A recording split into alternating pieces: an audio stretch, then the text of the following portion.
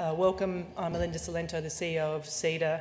I have acknowledged the traditional owners of the land that we're meeting on, the Wurundjeri people of the Kulin Nation. And I would also like to thank again our sponsors, Nous Group and Possibility.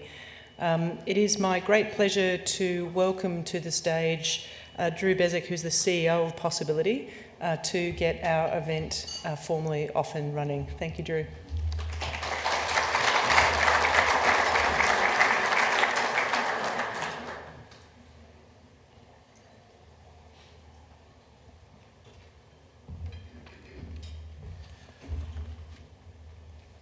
Lights quite bright.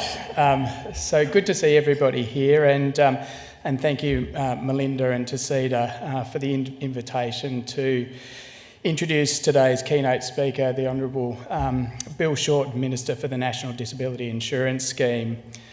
My name's Drew Beswick. I'm the Chief Executive of Possibility Group, and Possibility Group is a human services organisation that has existed for more than 35 years, providing services to people right around the country who live with disability, as well as children and young people who aren't able to live at home and live with disadvantage, and trying to improve their lives and their transition as they move into adulthood. I'd also like to acknowledge the traditional custodians of the land that we're meeting on today, and acknowledge Melinda's really heartfelt acknowledgement of the journey that we still have to go on in terms of reconciliation. And I'd like to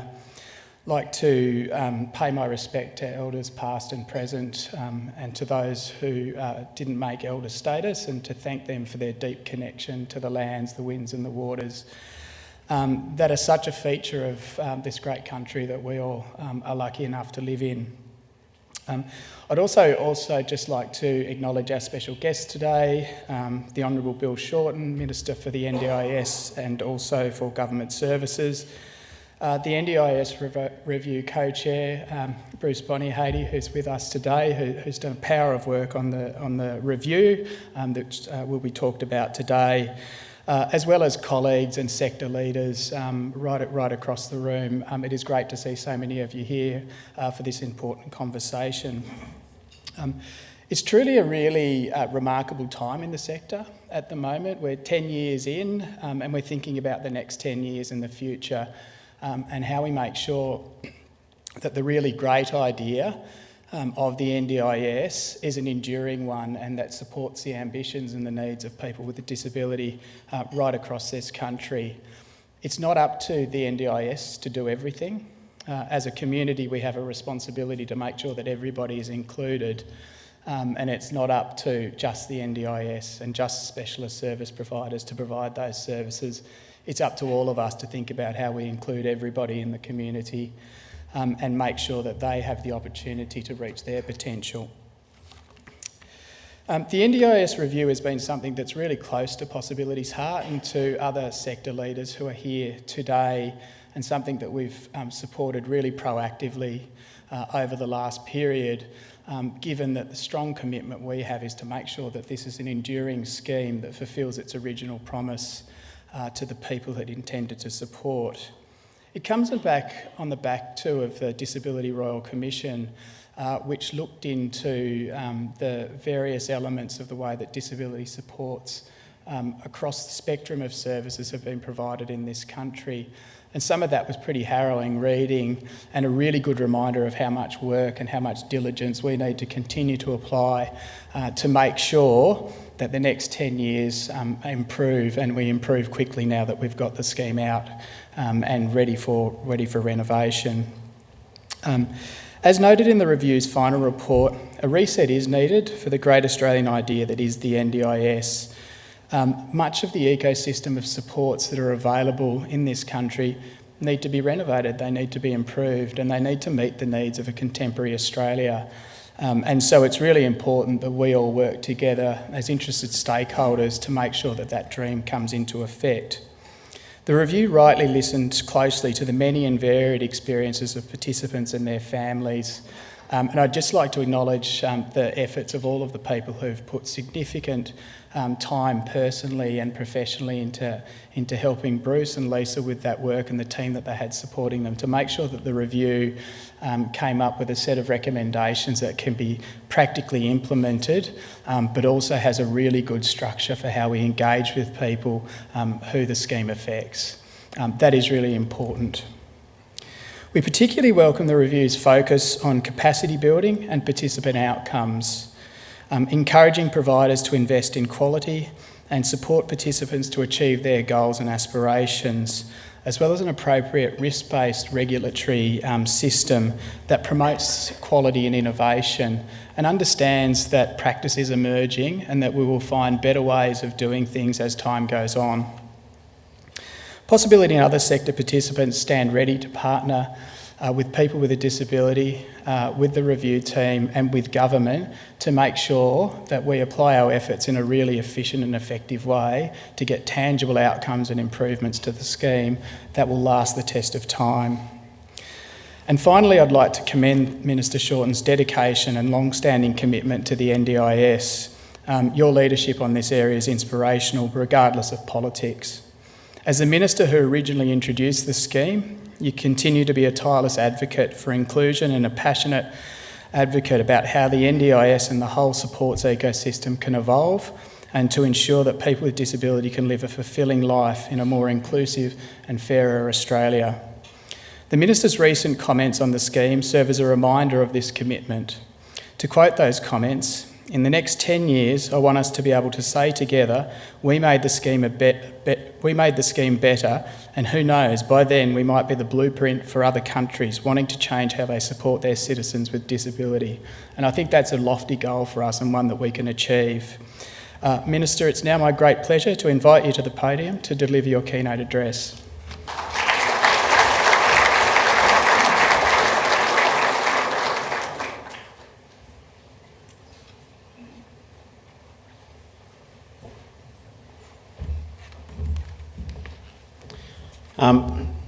Thanks very much, Drew. I really feel he just gave my whole speech, and much more briefly and so much more persuasively.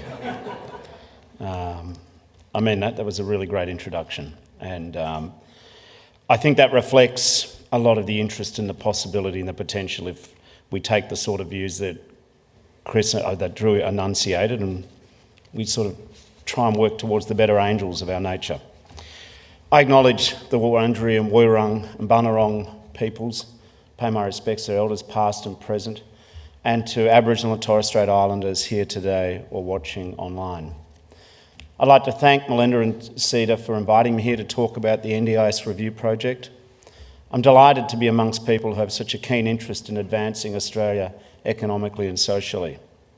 CEDA people are people who understand that good social policy is an investment in the economy as much as it's an investment in people. As a student of history, of course, CEDA's inspiration was the US think tank, the Committee for Economic Development. That committee's been steeped in some of the world's most pivotal economic history, credited with helping create the Bretton Woods Agreement and the Marshall Plan.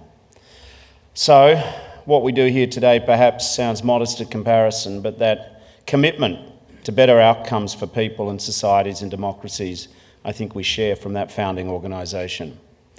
And talk about people who are committed to things, it's fantastic to be here with Bruce, who, like Drew, could also give the same speech, and Kirsten Dean, who'd give it even more clearly to people. And it's great that my old friends here, Alan Fells and Stephen Martin, are here. And of course, Chris Chippendale I saw in the audience too, who's been doing some of the work that Drew's been talking about in Life Without Barriers. Talk about context, talking about the lofty aims of making the world a better place and Australia a better place. I'm going to somewhat immodestly put forward the proposition for you today to consider that the NDIS is arguably, if not, there may be no better than this, but certainly I think the best thing that we've done in the 21st century in Australia in the political system. It's why I, along with Kirsten and Bruce and others, fought so hard. I remember from the first time I was elected to Parliament at the end of 1907.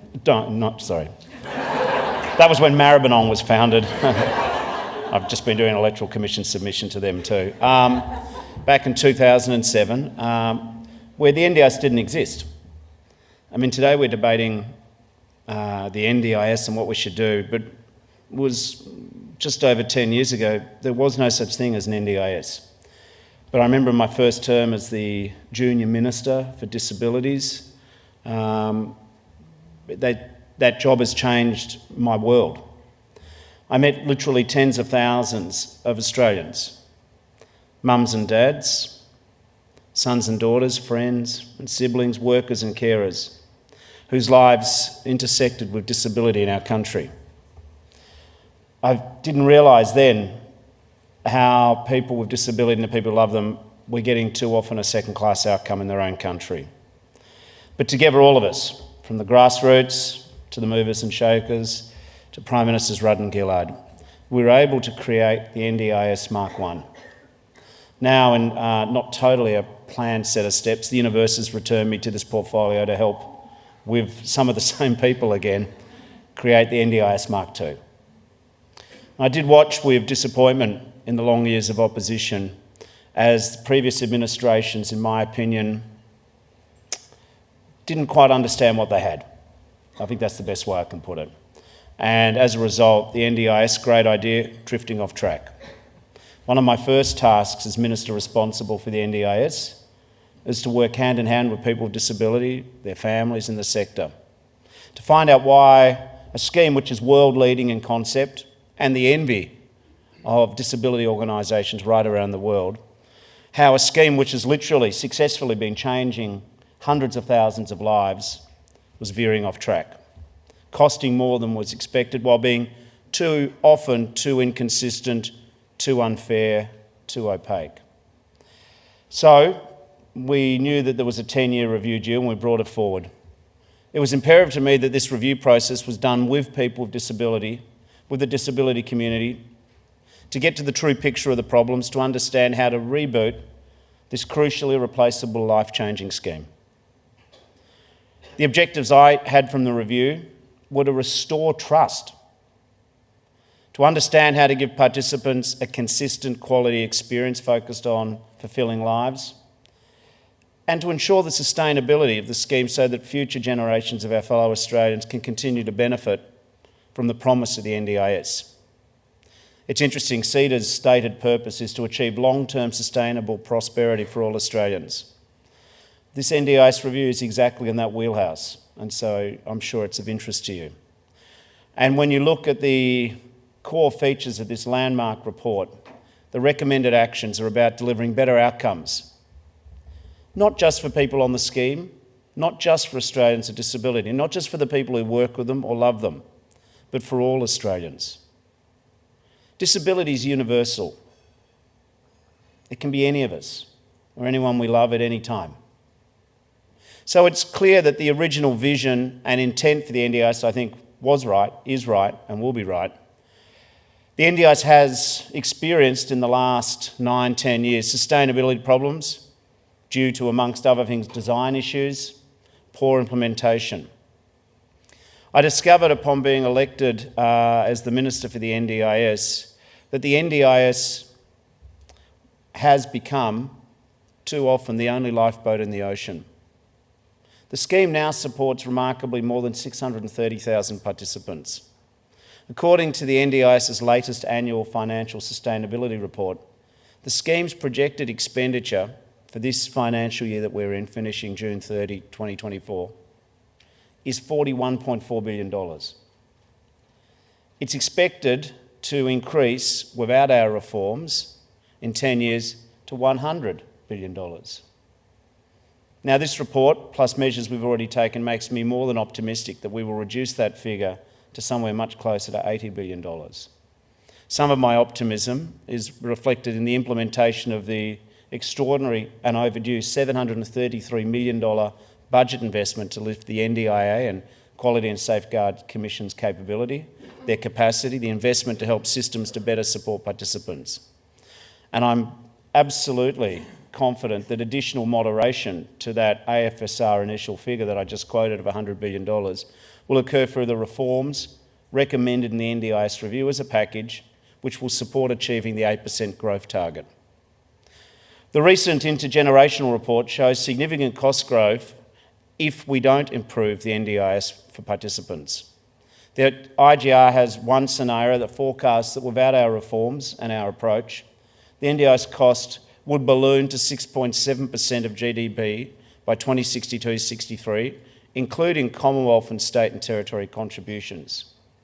The Commonwealth's contribution alone for the NDIS would be larger than health spending, including pharmaceutical benefits scheme, Medicare benefits, hospitals and private health insurance. But of course we wouldn't get to that then, because that trajectory would jeopardise the social licence for the NDIS that the disability community, Australians and my party, Labor, have worked so hard to achieve. It is why the National Cabinet committed to a target in the sustainability framework agreed in April to ensure the NDIS is here to stay and to ensure that the NDIS is true to its original promise. The IGR recognises the framework as a key contributor to making the government's economic and fiscal strategy stronger, as it increases fairness, integrity and sustainability. Our commitment was that the NDIS will remain demand-driven, and by working with the states and territories would see the scheme continue to grow by up to 8% from the 1st of July 2026 and mature over time. The IGR forecast would mean that the NDIS would cost around 2.4% of GDP in about 20 years. Now, we looked to the NDIS review, which was working with the disability community for guidance on how to achieve the improvements which are necessary. A week ago, National Cabinet gave a ringing endorsement of the NDIS review's work, the principles, the direction. The leaders of Australia, the premiers, the Prime Minister, all agree that the Commonwealth and the states and the territories will work together to implement legislative and other changes to the NDIS, to return to the original intent of the scheme to support people with permanent and significant disability, but crucially within a broader ecosystem of supports to be developed. No longer the only lifeboat in the ocean.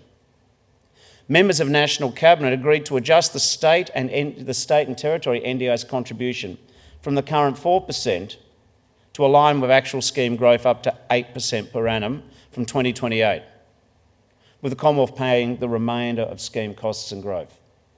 They also agreed to jointly design and commission foundational supports with additional costs split 50-50.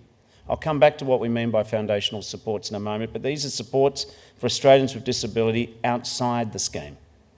The Albanese government is going to work with states and territories in the first half of 2024 to develop a foundational support strategy so there is certainty for people with disability and their families. But I stress in this next 6 months that'll be working with people with disability. Treasurers through the Council of Federal Financial Relations will oversee the costs of the reforms and report to National Cabinet. And it's important to have central agencies engaged in the discussion about disability. Back in 2007, 2008, 2009, 2010, disability was a small portfolio which wasn't at the centre of the national debate. It was invisible too often. And the importance of having National Cabinet debating the future of the NDIS and disability more generally is a win not to be overlooked. Now, an initial tranche of legislation will be introduced into the Commonwealth Parliament in the first half of 2024, with rule changes phased in as developed. National Cabinet sent a message that the responsibility governments share on disability supports is bigger than the eternal tug-of-war of Commonwealth-state relations. It was a win for good government, a win for federation, but most importantly, it's a win for Australians with disability and their families because the NDIS has struggled under its own weight, becoming, as I said earlier, the only lifeboat in the ocean as non-NDIS disability supports have eroded since the introduction of the scheme. That's not to say the states are doing nothing, but there's become almost a sensation that as soon as people in government departments and states and hospitals hear the words NDIS, they send you there. And that was never the aim. Now, the review has recommended ways to fix this design flaw, which brings me to the independent review's recommendations. The report has 26 recommendations, 139 suggested actions. The review makes it clear they must be considered as a whole. I think Together, they do provide a practical blueprint for a world-leading disability inclusion system that puts Australians with disability at the centre. Now, I want to briefly detail only some of the changes the report recommends, you'll be pleased to know. Now, I said I'd return to it. The first change is foundational supports. This is a connected system of support for people with disability and their families, regardless of whether they are participants in the scheme. We know that there are 630,000 participants in the NDIS, but it is critical that we identify the services out there to help other Australians with disability. It might be services in the state and territory health or education systems, or childcare or community play groups. But supports in place, however, are under-resourced or underutilised. They would be expanded under this recommendation, ensuring the NDIS is no longer doing all of the heavy lifting. But I do want to stress at this point that if people need the NDIS, if their children need to be services that only the NDIS for their particular needs can support, they'll be on the scheme. This is not about moving hundreds of thousands of people out of the scheme at all. It's about taking some of the pressure off whether or not you're in or out, creating a continuum of support. I do want to stress that the changes recommended by the review panel will not happen overnight. In fact, the panel has said the plan, all of the features, some of them may take up to 5 years to completely implement, but others we can move on sooner than that. But it's about transitioning the scheme to NDIS Mark II. Better, fairer, more equitable, more sustainable, and at all times working with people with disability, their carers and their representatives and advocates. Now, the second big change is a really innovative idea to come from the review. That's called the navigator role. Currently, there is no single point of contact for people with disability who are trying to navigate the NDIS, which can cause confusion. Confusion is a fairness issue. It means that it's more likely people miss out on the services that they need. So there would be general navigators to help people understand what the NDIS is, who it's for, and how to make an access request if required. And then there'd be specialist navigators, more experience with smaller caseloads for NDIS participants with complex needs. All Australians with disability, inside or outside the NDIS, should have access to a navigator to find and coordinate the support they need and achieve what's important for them. The review's heard from the disability community that the current role of plan managers in protecting scheme integrity needs clarification, and has suggested the work should start now and be refined as the NDIS digital infrastructure and capability evolves. If needed, support for participants to monitor and manage their funding could be transferred to navigators. I'll remind you it is recommended that time is taken to design these key aspects, including the navigator function, in consultation with people with disability.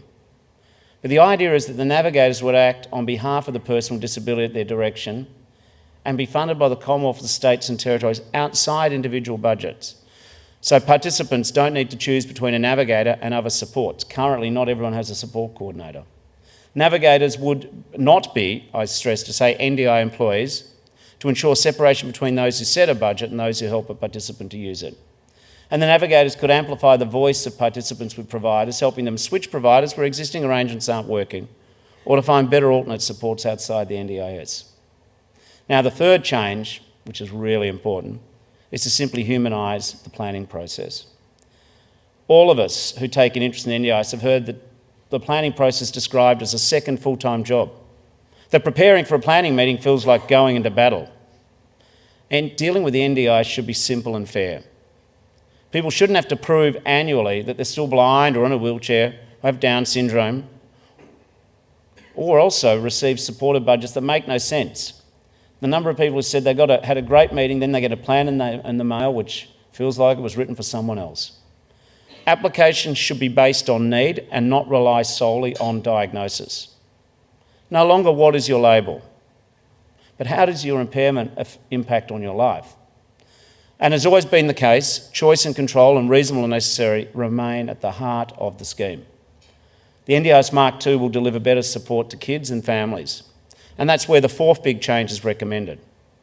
The review found that the scheme currently focuses too much on diagnosis of disability and not enough on what a child needs to achieve their potential, with early intervention often delayed. We want early intervention to be based on best practice evidence and family-centred practices that are proven to deliver real beneficial outcomes. Kids shouldn't endure childhoods of 40 hours of weekly therapy and their families being charged exorbitantly where there's no evidence of its benefit. Kids deserve the chance to be kids. And not enough support's been given to families, and we know that children thrive best when families are best supported. Now, these supports might come from inside or outside the NDIS. If we can create a unified, connected system of support, and most importantly, we just want support levels to match the needs. Your child might need a modest amount of support that should be found in mainstream settings like schools and kindergartens, or through foundational supports which will be ramped up through additional investment. But if your child needs a high level of support, then the NDIS will be there for you. The fifth big change recommended relates to psychosocial disability and mental health. Despite the best endeavours, the scheme has not worked well for participants with a psychosocial disability. The review says a new approach would better meet the episodic nature of psychosocial disability and mental health, and crucially should focus on recovery.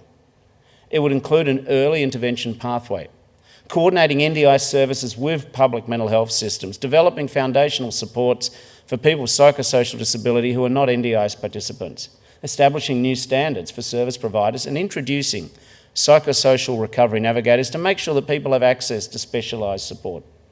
And to be very clear, the review says that people with psychosocial disorders that are significant and permanent will absolutely remain covered by the NDIS. Now, the sixth change involves creating fairer housing and living supports. Many participants don't get to choose where they live or who they live with. This is manifestly unfair at best and risks condemning people with disability to segregated institutional life with minimal oversight at worst. This can't continue. We've got to get rid of the rauders and the slum landlords and the criminals exploiting housing and living supports, effectively human traffic vulnerable people in their generous packages. But we've even also got to create real choices for people with disability. Decisions about housing and living funding must be fair, must be consistent, and funding decisions should only be made after a comprehensive assessment of support needs. Under this reform, most participants would receive funding based on sharing supports with two other people. However, if a participant's comprehensive assessment shows they need more individualised supports, then they will receive more individualised supports. And sharing supports doesn't mean you have to share a house.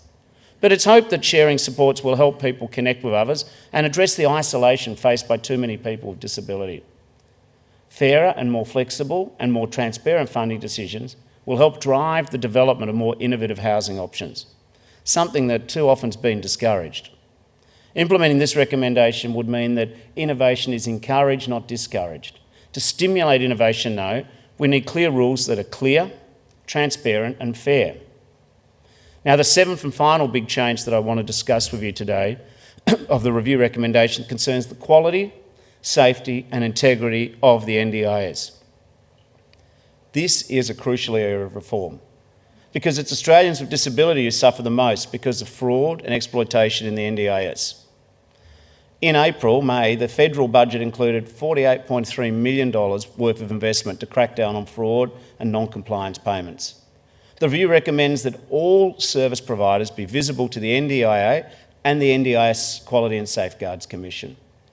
Payments could be reported in real time to help prevent everything from fraud and sharp practice to price gouging and over-servicing. And people with disability could choose from a range of quality services and know also that they are safe. This means that the NDIS, at a point in the future, will no longer pay unregistered providers. A proportional regulation system has been proposed to be created, not one size fits all as we currently have. And I don't stand here pretending that the current registration process is anywhere near as satisfactory as I expect it to be. What we would have is the level of registration dependent on the level of risk of services and the settings that they're delivered in. For providers delivering low-risk services, such as mowing the lawn, registration or enrolment will be very simple. For providers delivering more personal and complex services, such as intensive in-home services, then logically there has to be greater oversight. People with disability and providers would be involved in designing and testing the system. And it also will be brought in over time following huge concentration. We don't want people to lose support. We understand also the principle of self-management. We want more of it, not less of it. And we also are absolutely agnostic about the manner in which you commission your services, through a service or directly employing people yourself.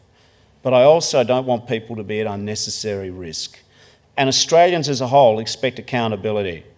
I actually think that most Australians are not aware that 154,000 providers in the last quarter were delivering unregistered services and that only 16,000 were registered.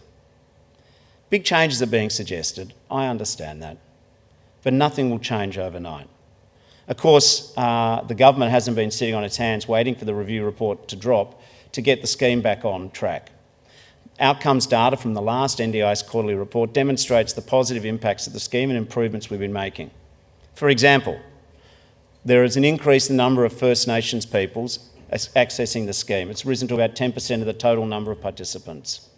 42% of participants aged 15 or older have reported increased participation in community and social services. This has been an increase of 7%. Participation in work has more than doubled from 10 to 22% for participants aged 15 to 24.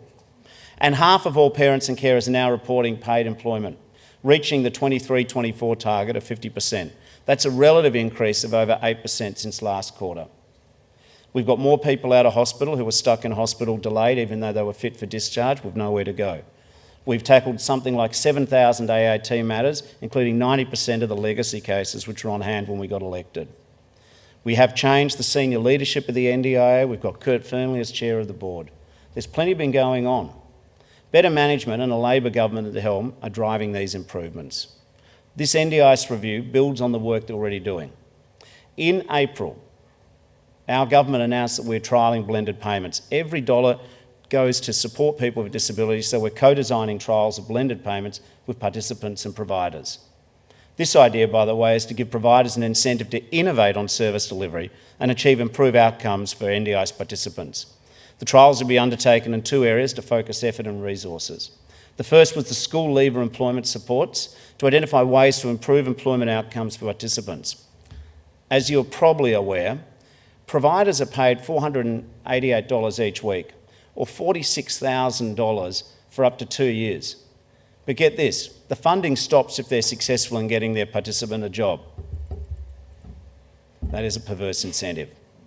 Only 1 in 4 SLES, or the Supported School Leaver Program, participants get open employment outcome in the 2 years. Now, the second area of focus is about moving young people in residential aged care to more appropriate housing. We've supported independent living, driving innovative service delivery approaches. We're going to work with participants and providers to carefully design the trials and ensure safeguards are in place. I've also mentioned a little bit, but I'd like to tell you a bit more about our efforts to reduce waste and combat fraud. A key part of that is stopping participants being overcharged while purchasing NDIS supports and services. We'll have more to say in coming days about measures to prevent suppliers putting an unreasonable markup on a product just because someone has an NDIS package. You know what I mean? It's, I got a text yesterday or the day before where a protein meal shake, maybe they work, maybe they don't, but this one was an NDIS protein meal shake. And today I got a message from a correspondent on LinkedIn talking about the charging that cancellation times that at an allied health professional, if it's an NDIS account, you pay 90% cancellation fee, and if they had another injury, it's 25%. This is not on. The NDIS was not created to create NDIS millionaires. If you can make a profit, great, but that's not the function of the scheme per se. So we're looking at measures to strengthen regulation and improve the consumer rights of NDIS participants and stronger powers for the Safeguards Commission to take compliance action and to ban providers from the market irrespective of whether a provider is registered or not. Now, there is ongoing work to raise awareness of how to report exploitative practices. Participants are strongly encouraged to contact the Commission if they suspect an unreasonable price difference. So, what I've endeavoured to do today is talk a bit about our reforms, why they're doing, why they're important, why there is momentum, how we will keep listening. And I've gone to some of the key recommendations. Some people have said there's not enough detail. Well, we need to consult and talk with people. What you do have is a sense of the direction, a sense of the values, a sense of the propositions. So in conclusion, I restate, we will just keep working with the disability community over coming months as we strive to make these positive changes needed for people with disability. This is my third large gathering in the days since we've announced the review, and I'll be doing a series of town halls daily with members of the review panels, and we'll be speaking with stakeholders and listening to anxieties. We don't pretend that we've got every detail right, and there is much which we want to hear from people about how and what and where. We won't just stop listening because a report's been handed down. We've said when we got elected last year, and I've said a lot since then, the NDIS is here to stay. We want it to be true to its original purpose, and we want to make sure the resources are getting through to the people for whom the scheme was designed. And the philosophy of the review is the best way to do that is work on life outside the scheme, so you don't create that golden ticket effect of the NDIS. And that's a very fair thing. And I always thought that from Mark 1 to Mark 2, we would have this discussion. The NDIS was never the end of the journey about disability reform in this country, but it was a marvellous step forward. Now, I've pledged to work with people with disability, their families, their carers, their advocates, the service providers, so that their voices are heard throughout the review process and beyond. I'm determined that is the way that we will continue to work. Together, this country is capable of almost anything, and making the NDIS sustainable and there for future generations, the sweet spot is making sure that Australia is an inclusive society for all people with disability. Thank you very much.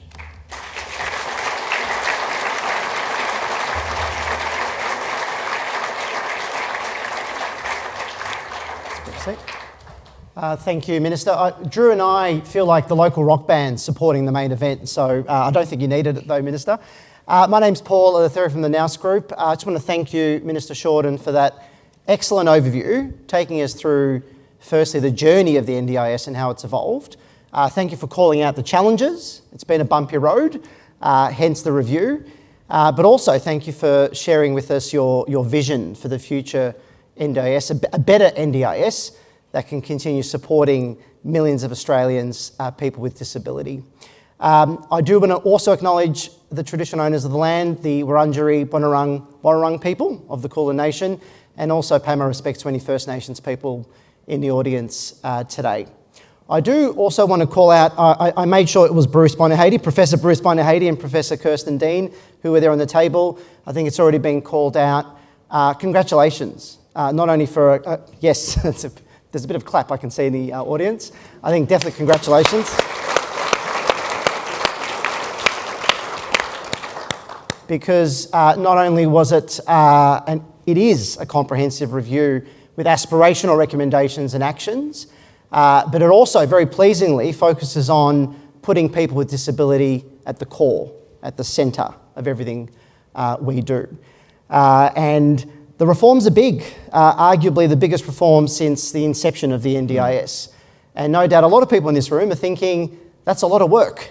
So I'm glad Minister's called out that this is the start of the journey, not the end. There's a lot of consultation, no doubt.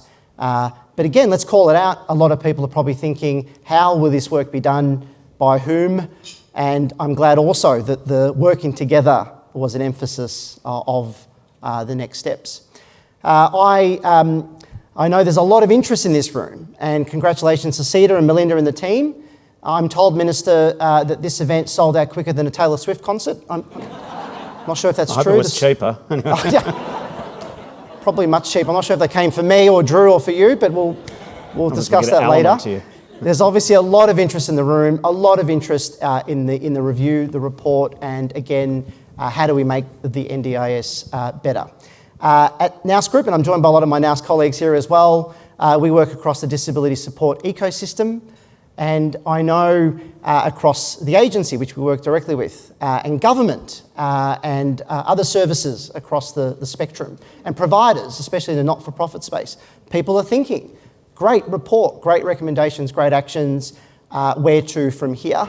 And I also, I'm glad you called out implementation and sustainability, and how do we continue changing lives? How do we continue changing lives for the better? In my previous life, I'm actually used to be the Chief Medical Officer at Western Health in Footscray in Minister Shorten's electorate. I never saw you run around the Maribyrnong River though. Apparently that happened at times. And with my I never saw you run around either, so. That's true. If I didn't see you, you didn't see me. And putting my clinician hat on, and I know there's many clinicians in the room here, putting the provider hat on and the system hat on, the other thing that I'd like to call out, which was pleasing to see, was navigation of the system. If it's confusing for us in the room, boys are confusing for the average Australian and people with disability and their carers and the families. So I'm really glad that was navigation of the system was really called out. Now, let's move to Q&A. I am facilitating the Q&A, and I know it's one of your favourite parts of the day, Minister Shorten. A couple of housekeeping points. We're going to take a combination of questions from the audience and from the Pigeonhole app. I am told by CEDA that on your tables, I'm looking for facial expressions, see if I get this right, you'll see a QR code on the left of the sign. Yep, thumbs up. So please, if you haven't already, there's already been some questions logged. Log in, put some questions up because the ones that are voted highest will get mentioned. I may combine a couple of questions as well to give everyone as much airtime as possible. And with the live questions, please put your hand up, make a signal. There's roving mics. And I'll try and start off with a live question. But a couple of points, please make it a question. We all know sometimes questions get disguised as long comments or statements. Make it a question, please. Introduce yourself with a quick name, role and organisation is fine, but please make it brief and to the point so we can share some of the airtime. Thank you, and let's get it underway. And are there any questions from the live audience that I can take? There's a hand up over there. Thank you.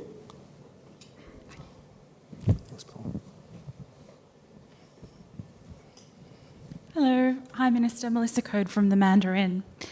There was a recommendation in the review that all future ministers responsible for the NDIS into the future be Cabinet Minister, and you referenced in your speech taking custody of this visionary policy and scheme as a junior minister. How can we guarantee that all future ministers responsible for the NDIS will be Cabinet Ministers?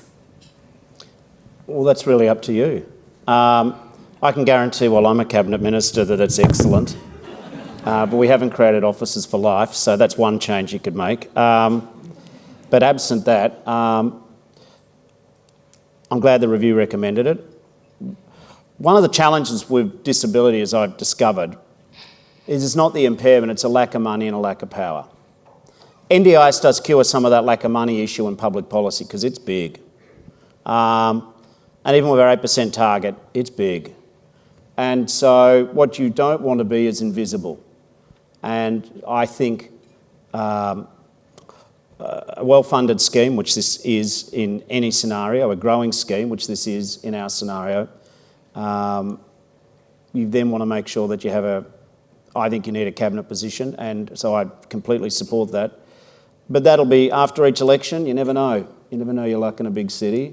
I could say somewhat self-interestedly, keep voting for us and then you can keep guaranteeing it. But at the very least you can get a matching promise from the Libs, but that's crucial. There's formal power and then there's informal power. And if you're not in the room, you don't have that informal power. But when I said it's up to you, it is up to all of you. Once you've got it, you hang on to it and you build from it. And that was always, the NDIS is a springboard to a better future for all Australians with disability. But you can't depend on a particular happy coalition of, you've got Kirsten and Bruce and so many other people and myself, and it's good the stars are aligned at this point in time. But what we want to do is make sure that it doesn't rely on particular individuals, but to some extent the scheme and the march towards true inclusion becomes politician-proof. It becomes a given, like Medicare, rather than, oh my goodness, change, what does it mean? Are we going to slip back? Thank you. Thanks for that question. Thank you, Minister. I'll alternate. I'll take one from the Pigeonhole app. They're coming through quickly, so thank you. This question, Minister, asks, will support navigators change support coordinators' roles in levels 1 to 3? And what purpose do local councils serve if navigators are guiding people with disabilities on the scheme? If you like, just to get through more questions, I've made a note of that question. Do you want to do 3 questions at a time? Because as you've detected already, I can fill space like water fills a vacuum. Sure, that's a good challenge. Maybe one that is similar, therefore, is for those foundational supports outside the system, how do we attack the huge cross-government challenges to put these supports in place? Yep. And maybe another related one is how will the access and planning processes be made simpler and fairer in practice? Are you going to introduce an independent assessment? Okay. At the moment, we've lifted the number of people in the agency. It was capped at about 4,000, which was preposterous, because it was capped at about 4,000 direct public servants in the agency when the scheme had 170,000 people. The scheme went north of 500,000 under the previous government, but they still capped it at 4,000. So then we created other occupations. And half the reason plan managers exist, half the reason why we have support coordinators, local area coordinators in the way they're used, is because the government had a hang up about employing directly. So we've lifted the number of direct employees, and obviously we're very keen to recruit from the very massive set of skills that are in the broader NDIS community for that. I see navigators as not being directly employed by the agency. I see there's a big overlap of work with what support coordinators are currently doing. I do think a lot of people are very fond of their support coordinators, so I'm very respectful of that role. I still think there's a bit of inconsistency though. So we'd like to lift the standard of these navigators. We would also like to have specialist navigators as well, like the more specialist support coordinators. So I think there is quite a bit of overlap. And one question I received on one of my social media sites is, we're a small business, we're weighing up getting registered as support coordinators, what does this all mean? I'd say, keep going.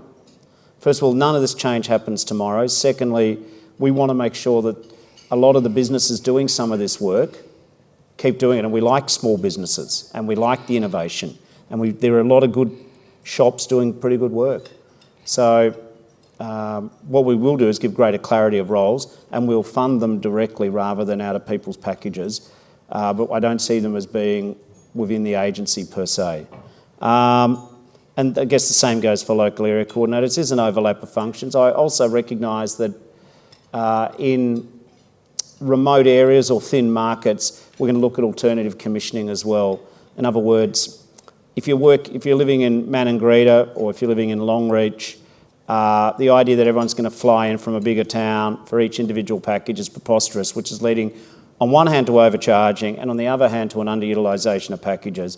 So we want to build up capability in local communities. So whilst it'll still be an individual package, we're interested, if there's a common need for a physio, if there's a common need in northwest Tasmania for a speech pathologist, let's look at what is there on the ground and direct people to that. I mean, they'll have to be good and do all of that, but I think we've got to get over this thin market issue by not being laissez-faire and just leaving it to the market.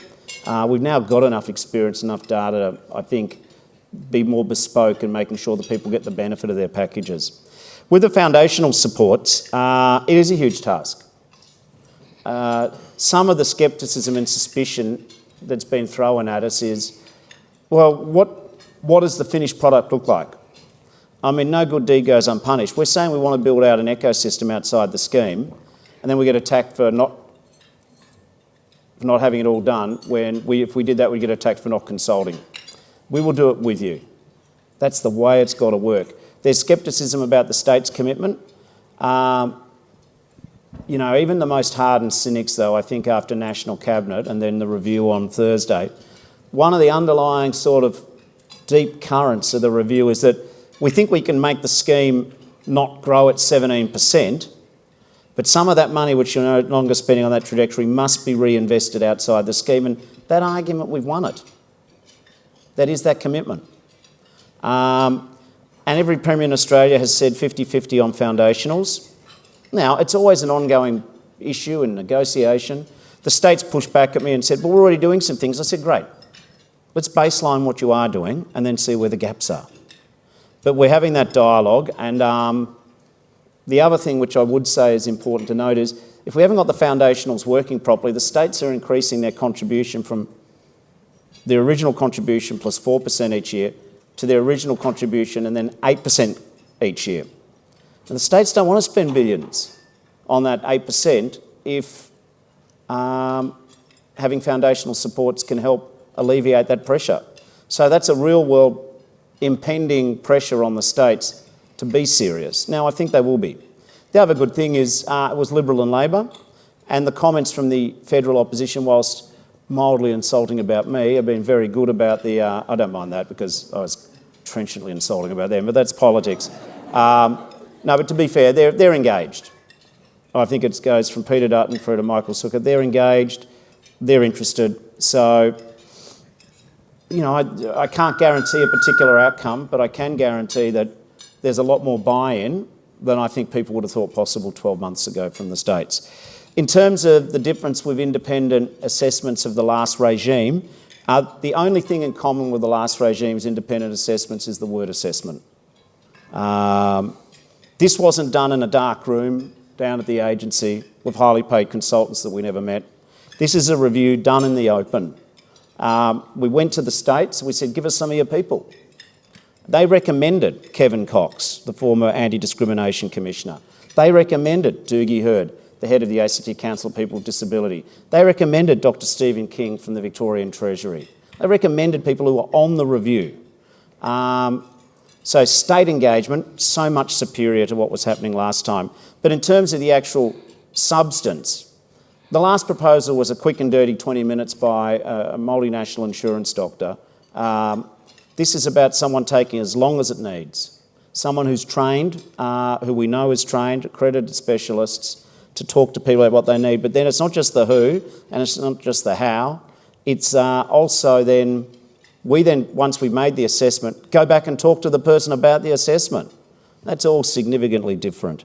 Yeah, those are the three questions. Yeah, great. Thank you, Minister. While we wait for another hand to go up in the live audience, I'll take one more from the Pigeonhole app. You've talked a lot about shonky operators. You've talked a lot about people exploiting the scheme. And you may not know that we're LinkedIn friends, inverted commas, and I saw you reference the wedding tax on your LinkedIn account. So this refers to the question here, which is, are we equipped to properly identify and prevent fraud? Do you want to get any other questions? Sure. Could a fly landed on me as well, but I won't be distracted by that. There's also one here about the digital inclusion and marketplace recommendations from the review. Given how will the digital inclusion and marketplace recommendations from the review be implemented, given that the scheme has walked away from these in the past? Leave it at those two if you like. Okay. With fraud, I mean, let's use the term unethical conduct as the umbrella term. And under the umbrella of unethical conduct, there's the gangsters and the crooks, clearly. But then you can get through to what I think is, whilst it's not illegal, just overcharging, underservicing, right through to just changing the price of a product if you think the customer's an NDIS customer. So we haven't been well equipped enough in the past. The number of criminal investigations we're doing has now doubled since I became the Minister. We put more resources. We set up what's called a Fraud Fusion Task Force. They're analysing the data, they're detecting patterns of misbehaviour, and there's a lot more investigations underway. Right now, there's nearly $400 million of payments being investigated. I'm not saying all 400 million will be wrong, but we're now scoping that out. Over the last 12 months of my Fraud Fusion Task Force, which we set up in October of last year, we've surveyed $1 billion worth of payments. So we're not catching anywhere near all of it at the moment, but I'm privy to information. I know there's serious criminal investigations underway, and that's good. But what we also realise is, I don't know how many of you remember that sort of children's game Whack-A-Mole, where ugly little plastic mole pops up, you hit it with a hammer, which is a sort of, I guess that's not the best kids game, is it? But Whack-A-Mole is what we're doing a bit with fraud at the moment. What we want to do is get beyond Whack-A-Mole to changing the integrity of the system. We've got to be able to see who's getting paid what in real time. So, you know, that actually leads a bit into the digital point I'll come to. We can catch crooks, but we also need to secure the system a lot better. And so we're working on that piece. We've now got Access, ATO, Safeguards Commission, NDIS, AFP, State Police now talk to each other a lot more than we ever did. And we've just increased the number of people in the system doing the job. So that's a work in progress, but we're going to keep going on that every day. And I know when I initially, even in opposition, said we need to do more on the fraud, you never want to say anything bad about the scheme, because I don't want Australians to have a bad view of the scheme, but it's a matter of just being truthful. I think Australians absolutely think that NDIS is one of the best things you could do with your taxes, looking after people who are hard up. But they also expect us to be diligent. We've got this big debate with the unregistered sort of world, and people say they're going to lose choice and control if we register people. There's got to be accountability. But I do get that you've got to have good systems. Registration, people complain to me how long it takes. Are we really measuring the right things? So, there's so much to be done in so many areas. And you pull on one thing, you've got to look at every other lever too. But I think there's more we can do about regulating the unethical conduct as opposed to the straightforward illegal conduct. I think we really, and I've been putting a lot of thinking in with the ACCC, the NDIA and the Safeguards Commission. How do we outlaw the wedding tax? It's an interesting proposition to see if you can do it. And the wedding tax, if a young couple goes somewhere and just don't tell whoever's quoting you that it's for a wedding because the price goes up. And that is happening with NDIS. You can go online and you can see an aluminium shower chair, which you could buy for, $80 or at wherever. And then there's the NDIS aluminium shower chair, which to the naked eye is identical to the non-NDIS chair, but apparently it has special qualities which require being paid $600 for the chair. We really want to start outlawing that. And a lot of people with disability hate being treated as stupid. People with disability and their families don't want to be treated as human ATMs. I think since the Rum Corps in the colony of New South Wales, there's been a great Australian tradition, which is, not so desirable, that where it's government money, it's viewed as fair game. This is not government money. This is money of people with disabilities with scarce packages. And so I think there's a lot more we can do, but we're doing it all the time, and there's plenty of recommendations on how we can improve it in the scheme. As for digital inclusion, I was amazed upon becoming minister how some of the ideas for e-marketplaces and which give people choice and control and the ability to shop around and consumer power, ideas which have been worked out if you want to go on holiday or rent a house or book an airfare. But somehow when it came to NDIS world, it was put in the too hard basket. But to be fair to our predecessors, they seem to have done about 70 to 80% of the work. Like I keep coming across projects which are almost but not quite finished. But then they just stopped and moved on to some... I get the impression that a lot of the digital work was underway, but then independent assessments came along and that was the bouncing, shiny red ball that everyone then followed on that path. And some of this other good stuff just needed a bit more elbow grease at the end. My predecessors were some of the individual ministers though, some of their contracting procurement processes. It's not stuff I intend to repeat though. So I think there's a lot we can do in digital, and we're very excited, and I see the work we're doing in MyGov as potentially having synergy as well with, wrong word synergy, but having concurrence with what we're doing in the NDIA. Fantastic, thank you, Minister. I did see two hands, and I'm just looking at Lara. No more. We're on time, There's apparently. one hand up the back. Okay. So, if we're on time, maybe a final message, Minister, for the audience. Final message, again, fantastic reforms, we're going in the right direction, especially some notes on implementation and next steps.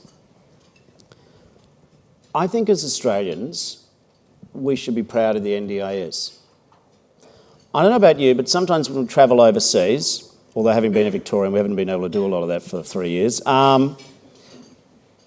we talk about features of Australia. You explain Australian life to people from other countries. And I know about you, I do. You look at our system of national health care, Medicare, you go, that's pretty good. You might choose to talk about superannuation. We have, in America, they have those 401k plans, and it's a mess. You're either insured or you're not. You either have super or you don't. And we take these things for granted. I think NDIS is in that league. NDIS, our disability is universal. The great American poet laureate, Robert Frost, speaking about the death of his son as a young man, called them the shafts of fate. Disability is universal. We have come up with a unique solution for very serious and profound disability. This is something to be proud of. What we also have to do is not put it in the too hard basket. There are some on the far left who say any change is a selling out of the people. There are some on the far right who say just get rid of the scheme, it's stupid, we can't afford it. Neither of those solutions is fair. Fair to people or fair to the Australian capability of being excellent. But we're also in this lane where reform is very hard in Australia. You know, the media ask me, who's losing? Who's winning? Well, they don't actually ask me who's winning, they just say, who's losing? Who misses out? Where's your modelling? I want modelling. Apparently, I don't know how we got to this era without having modelling for everything from what our breakfast is to our lunch. I mean, the modelling is important, but it's not the be-all and end-all. The point is, we actually need to, I think in this country, think about being ambitious. We're very lucky. We're the only peoples in the world who have a whole continent to ourselves. There are plenty of challenges here, I understand that. But I think Australian can be exceptional. Not arrogant, but just exceptional. We should be the best in the world at a whole lot of stuff. There's no reason why we can't be. But the idea that we could be the best in the world at including all Australians, regardless of their background. See, for me, the fair go is not just about who you can marry, or your gender, or your skin colour, or how much money you have, or how long you've been here, or how good your house is, or what football team you barrack for. It's about who you are as a person. And so why should we allow impairment to define how we see a person? So I think that if we want to raise our kids well and say we're a loving society, a fair society, a society of merit where if you work hard you can do well, if you obey the laws and pay your taxes and treat your neighbours well, I think how we include people with disability is fundamental to our identity. So if you agree with some of that, then the rest becomes a bit more straightforward. Not each change, not how it works, but if the nation as a whole decides that the NDIS is worth saving, if we decide as a nation that people with disability should be included, then we work together, people of goodwill from different points of view. I'm not sure exactly what everything will look like in 2 years. It mightn't be quite as I think now, and it might be, you know, and everyone else will have a view, but I would really like, if I was to run into you in 5 years' time and 10 years' time, and you say, oh yeah, that seemed to work out. I love it when people come up to me and say, my kid's doing well because of the NDIS. I was one street over in Burke Street at the Salvation Army Project 614 yesterday. A lot of street people, a lot of homeless people. And I had 3 different guys with more tattoos than a sort of New Zealand All Blacks rugby team come up to me. Every one of them was on the NDIS and getting some support. And I had a lady come up to me yesterday, Jeanette, and she'd got some support for the NDIS and also Hearing Australia, and she said, I can hear now. And she said, I was pretty traumatised with my history and I can now get a bit of support. It's not that hard if we just decide we want to do it. Thank you. Thank you, Minister. Thank you all. Cheers. Well, thank you, Paul, and thank you to the Minister. And at the risk of just keeping you for 2 quick minutes longer, Minister, I did want to channel where you finished off, actually, and I was thinking as you were speaking earlier, the 2 things that I really wanted to call out were ambition and what happens when you don't quite understand what you have. And I think what we at CEDA think we have is exactly what the Minister challenged us to in his comments at the end. And I think what we think we have and what we have a little piece of stewardship over is an Australian economy that should think about ambition and that should think about capability. An economy which is far more productive and can be far more productive than it is at the moment. An economy that can be a powerhouse in a decarbonising world. A country that can develop a world-leading NDIS because we have the institutions, because we have the capabilities, and we've got the opportunity to learn from the NDIS to deliver world-class human services for all Australians. We can disrupt intergenerational disadvantage if we try and if we're focused on it. And I think for us at CEDA, this is what we are very squarely focused on. we have got some big ambitions of our own to kick off next year, and really trying to identify and communicate a long-term ambitious agenda for this country. And we want to work with each of you as our members, but also with government to see that into fruition. So just a bit of a marker and a challenge for all of you to keep us honest to next year. Can I thank Drew from Possibility and Paul from Nous Group for your work on stage today, but also again for the sponsorship from your organisations. We do have a lot going on next year already in the pipeline, so please jump onto the website and have a look at that. And then finally, this time of year, I always like to take the opportunity to thank everyone for their support for CEDA throughout the year, for being part of conversations like this.